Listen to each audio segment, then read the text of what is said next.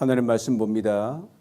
구약 잠언 18장 22절 그리고 구약 전도서 9장 9절로 10절 말씀 두 곳에서 봅니다. 먼저 잠언 18장 22절 말씀 제가 읽어드립니다. 아내를 얻는 자는 복을 얻고 여호와께 은총을 받는 자니라. 우리 전도서 9장 9절에서 10절. 내 헛된 평생의 모든 날 곧 하나님이 해 아래서 내게 주신 모든 헛된 날에 내가 사랑하는 아내와 함께 즐겁게 살지어다. 그것이 내가 평생의 해 아래서 수고하고 얻은 내 몫이니라. 내 손이 이를 얻은 대로 힘을 다하여 할지어다. 내가 장차 들어갈 수월에는 일도 없고 계획도 없고 지식도 없고 지혜도 없음이니라. 아멘. 반갑습니다. 한 주간 평안하셨죠?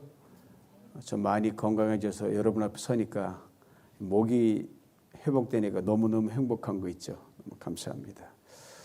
토요일인 어제는 21일 부부의 날이었습니다. 2007년 4월에 국가기념일로 지정됐고 오늘까지 지켜오고 있습니다. 다 행복한 부부만 있는 것이 아니고 위기에 있는 부부가 많은 이 땅에 갈수록 높아지는 가운데 21세기 현대사회에서 한국이 먼저 기치를 두고 부부의 날을 제정했다는 것 참으로 자랑스럽지 않을 수가 없습니다. 언젠가 유엔에서 세계 부부의 날로 지정되어 온 세상의 날을 기념하면서 화목한 부부로 다시금 그날을 기념하는 날이 있기를 바라는 마음 간절합니다. 지금 지구상에 사는 인구가 몇일까요? 5월 어제부로 79억 엄청나게 숫자가 돌아가는데 굉장히 많은 숫자가 돌아가는데 좀 있으면 80억 가까이 될 정도로 굉장한 속도로 그 카운트가 돌아가고 있더라고요. 그리고 계속해서 그 수는 멈추지 않고 올라갑니다. 바다의 모래알보다 많다고 할 수 있습니다. 이 많은 사람들 중에 절반이 남자요, 절반이 여자입니다. 그리고 태어나서 결혼해 가정을 이룹니다. 근데 이 많은 남자 여자 가운데서 내 남편, 내 아내는 딱 하나입니다. 한 여자의 남편으로 한 남자의 아내로 만난다는 사실만으로도 이 부부가 된다는 것은 불가능에 가까운 확률입니다. 몇십억 분의 1로 된 거니까요. 이렇게 극적으로 만난 부부가 24시간 서로에게 붙어서 밥을 먹고 자녀를 낳고 살아가며 서로에 대해 끊임없이 알고자 하는데도 여전히 모르는 구석이 많은 게 부부입니다. 아내고 남편입니다. 지금 부부관은 설교를 하는 저 자신이 올해로 결혼 39년째가 되는데 여전히 제 아내를 지금도 알아가고 있습니다. 아마 저보다 더 오랜 부부로 살아오신 시인이 되시는 분들도 정도의 차이는 있지만 여전히 내 남편, 내 아내에 대해 속속들이 다 알지는 못하실 것입니다. 전 장로님 맞죠? 네. 확인했죠? 이처럼 서로를 다 알지 못하는 때로는 갈등하는 거예요. 때로는 싸움하고 젊은 부부도 싸우고 중년 부부도 싸우고요. 심지어 노년이 되어서도 싸웁니다.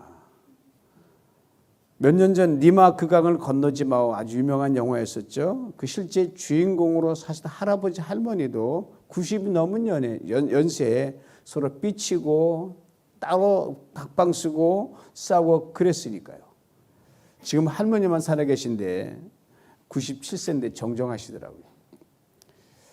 아시는 대로 부부싸움 시작은 언제나 사소한 것부터 시작을 합니다. 근데 사소한 것들이 더 큰 싸움으로 번지고 심각한 관계 악화로 발전 가장 큰 원인이 뭐냐? 말입니다. 말투예요.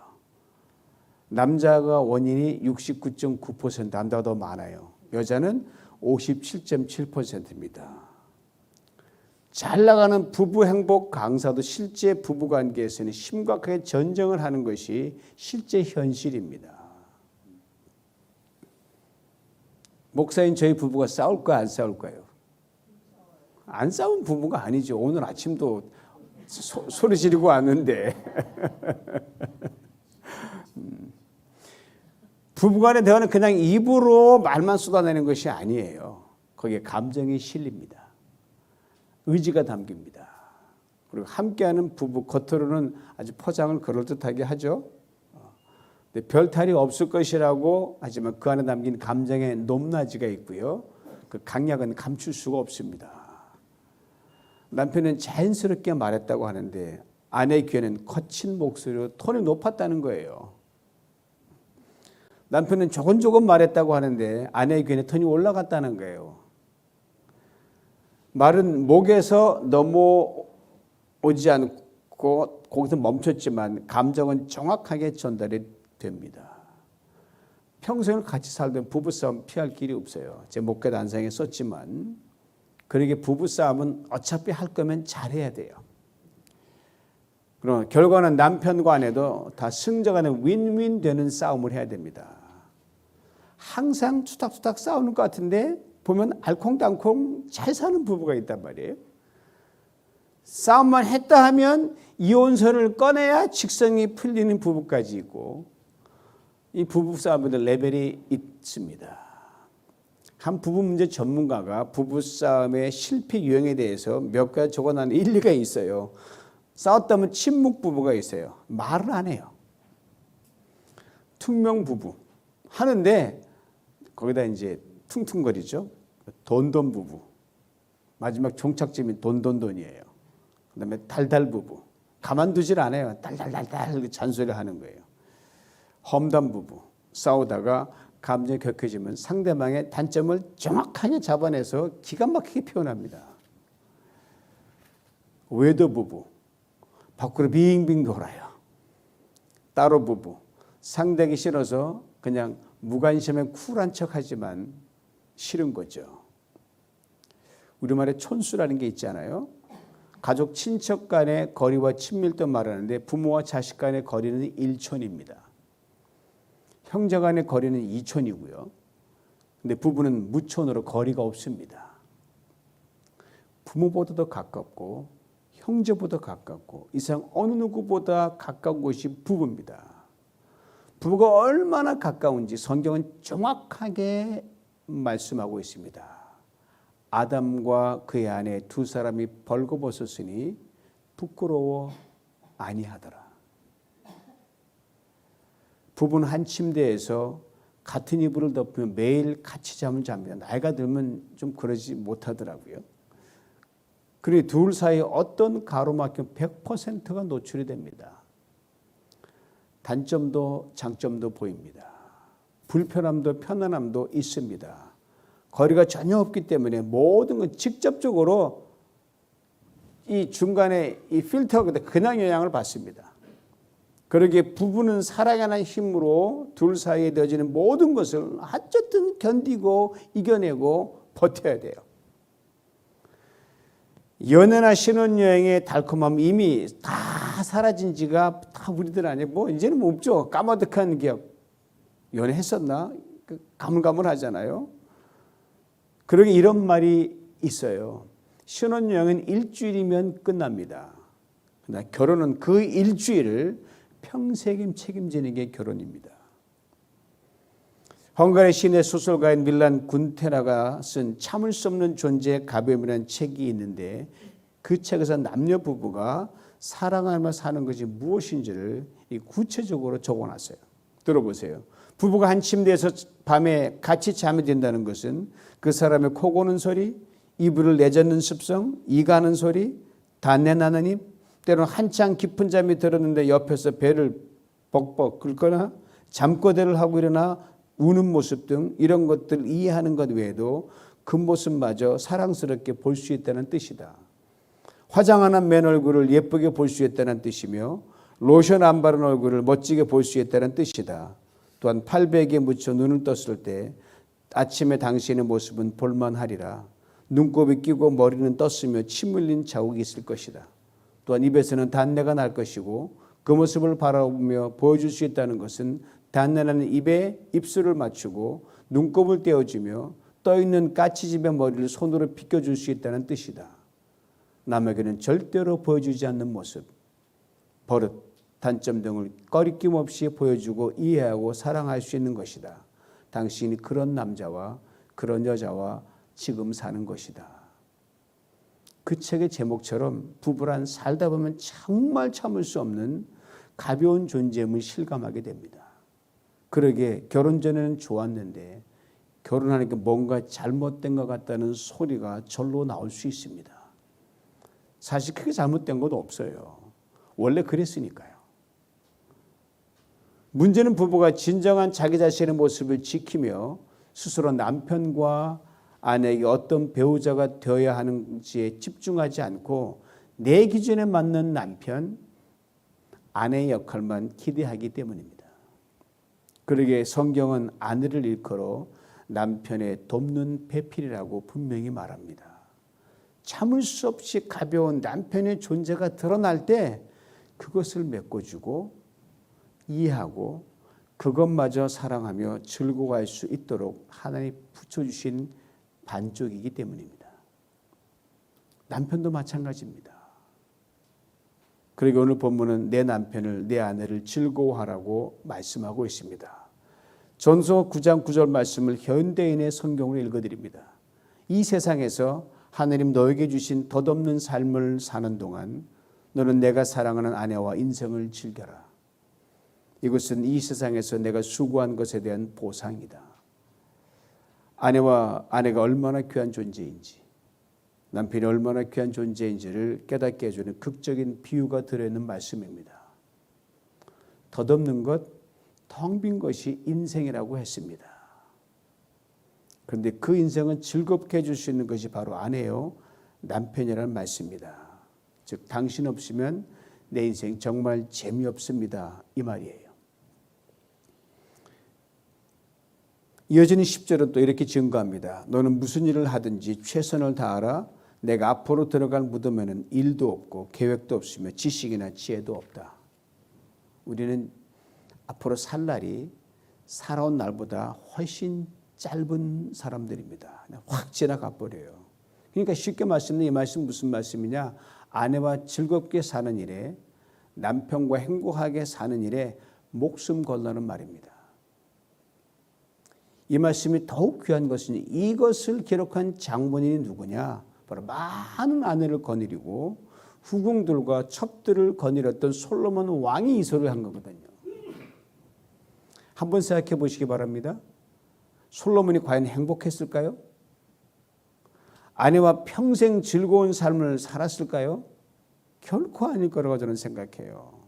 모르긴 해도 머리가 깨지도록 갈등했을 것 같아요. 자신이 거느린 아내와 후궁과 첩의 수에 비례해서 마음이 천갈래 만갈래 갈라졌을 것임에 틀림없습니다. 이런 그가 내린 결론이에요. 당신의 아내에게, 남편에게 평생 집중하십시오. 그리고 목숨 걸고 그를 즐거워하십시오. 그런데 가끔 이런 푸념을 할 때가 있잖아요. 아유, 이런 남편을 위해 이런 아내를 평생 봉사하라고? 그렇지 않습니다, 여러분. 그래도 그 남편 때문에, 그 아내 때문에 여기까지 왔다는 사실입니다. 말씀대로 신혼여행은 일주일이에요. 결혼은 그 일주일 동안에 그 온갖 좋은 그 표현과 좋은 꿈을 평생 지켜내야 되는 현실이기 때문입니다. 더구나 기도 가운데, 신중한 선택 가운데 이 남자가 내 남자다, 이 남자가 내 여자다라고 했다면 더욱 그렇습니다. 그리고 오늘 함께 읽은 잠언의 말씀은 아내에 대해 이렇게 분명하게 말씀합니다. 아내를 얻는 자는 복을 얻고 여호와께 은총을 받는 자니라. 내 아내가 나에게 복덩이다 이 말이죠. 내 아내 때문에 내가 하나님의 은혜를 받고 있다의 말씀입니다. 이 말씀을 대하면서 생전에 저희 장모님 하시던 말씀이 새록새록 생각이 나요. 숭도 어머니 때문에 자네가 이처럼 복을 받고 사는 거라고.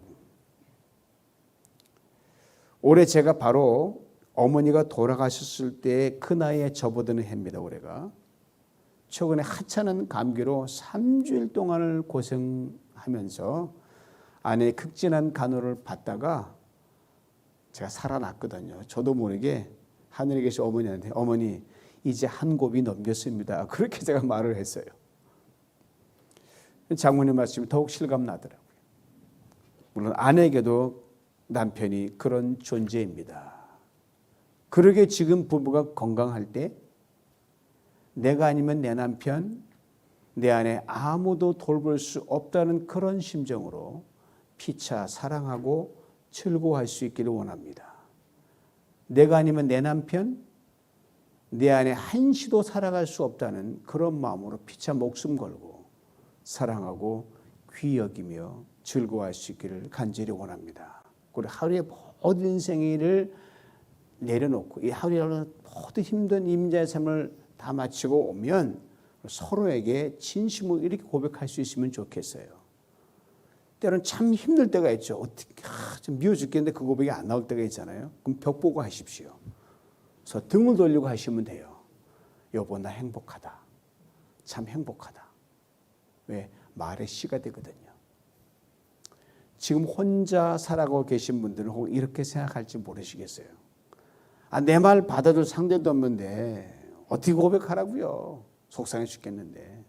그렇지 않습니다. 여보만 빼고 나 행복하다. 참 행복하다. 그렇게 고백하시면 돼요. 우리는 때가 되면 여러분 이런저런 이유로 반드시 혼자가 됩니다. 피할 수 없는 인생의 이치입니다. 다만 그 시간이 나에게 상대적으로 일찍 찾아왔을 뿐입니다.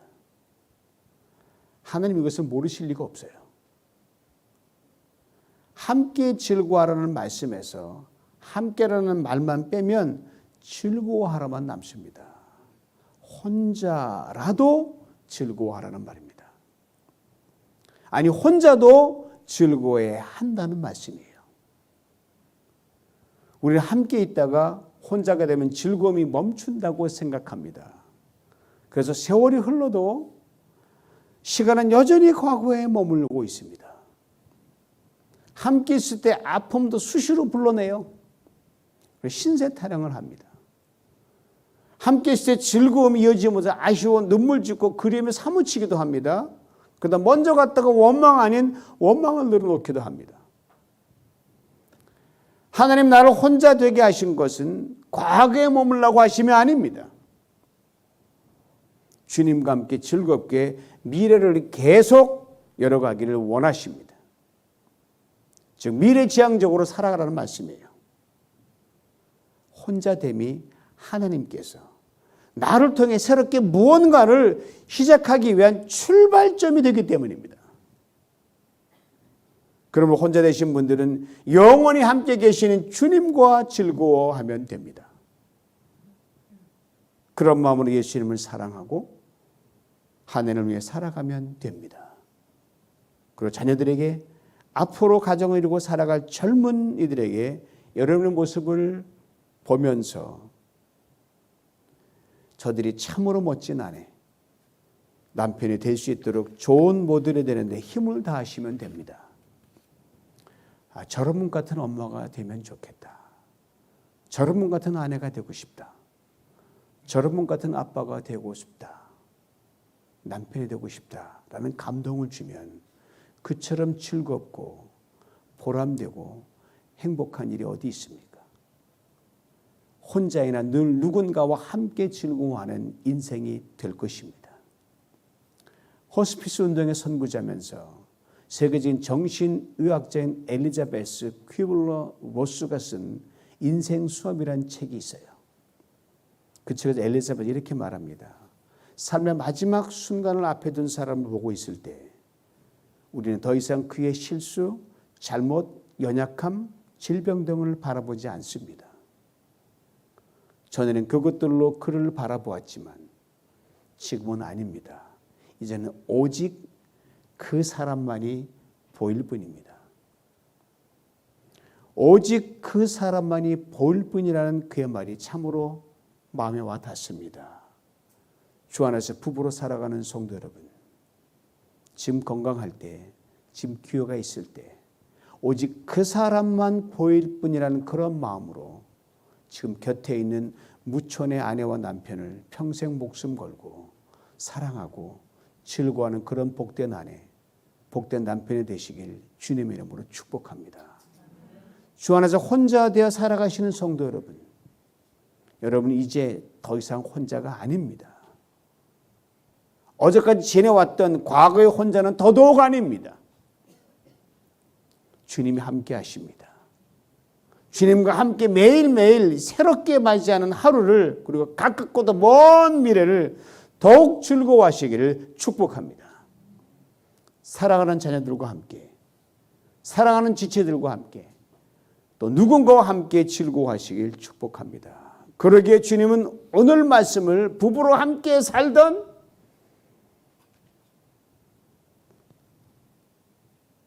아니면 앞으로 가정을 이뤄갈 청년들이든 혼자 살던 우리 모두에게 동일하게 들려주십니다. 내 헛된 평생의 모든 날, 곧 하느님이 헤아려 주신 모든 헛된 날에 사랑하는 아내와 함께 즐겁게 살지어다. 이는 내가 일평생 헤아려 수고하고 얻은 분복이니라. 아내를 얻는 자는 복을 얻고 여호와께 은총을 받는 자니라. 이 복을 풍성히 더 새롭게 누리는 우리 모두가 될 수 있기를 주님의 이름으로 축원합니다. 아버지 하나님 감사합니다. 우리 모두는 이 땅을 살아가면서 부부로 살다가 갑니다. 그러다 앞서거니 뒤서거니 한 사람이 먼저 갈 때가 있습니다. 그래서 혼자라고 하지만 하느님 주 예수 그리스도 안에서 영원한 신랑된 주님이 우리의 신랑이 되시니 우리는 늘 함께 있는 것임에 분명합니다. 하나님 이제후로는 우리가 홀로든 부부든 어떤 상태에 있든 인생을 즐겁게 살아갈 수 있는 그러한 신령한 신앙인 성도로 갈 수 있도록 축복하여 주시옵소서. 우리 모습을 보고 많은 사람들이 그렇게 살아갈 수 있다는 감동을 받는 그런 삶으로 오늘 부부를 축복하시고 혼자 삶을 축복하시고 우리 청년들을 축복하여 주시옵소서. 예수님의 이름으로 기도하옵나이다. 아멘.